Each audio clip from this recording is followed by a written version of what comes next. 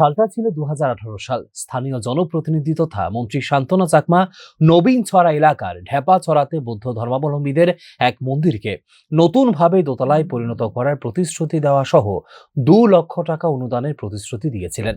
তবে ভোট পর্ব মিটে যাওয়ার পর মন্ত্রী তথা বিধায়িকা প্রতিশ্রুতি বেমালুম ভুলে গেছেন বলে অভিযোগ এলাকাবাসীদের। স্থানীয়দের বক্তব্য হচ্ছে, বহু কষ্ট করে নিজেরা মন্দির পরিচালনা করে চললেও এলাকার বিধায়িকা তথা মন্ত্রী শান্তনা চাকমা তাঁর প্রতিশ্রুতি রাখছে না। সাধারণ মানুষের চেহারা প্রমাণ করে মন্ত্রীর ভূমিকায় তারা অসন্তুষ্ট।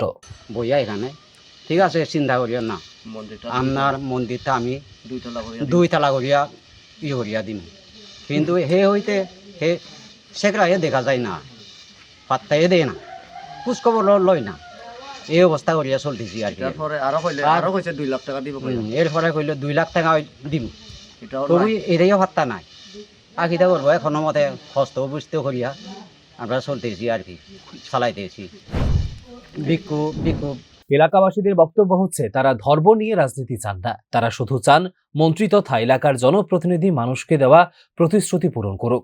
এখানে উল্লেখ করা প্রয়োজন, এই বিষয়ে মন্ত্রীর কোনো প্রতিক্রিয়া এখনো পাওয়া যায়নি, যদিও আমাদের চেষ্টা চলছে। Bureau report, news now.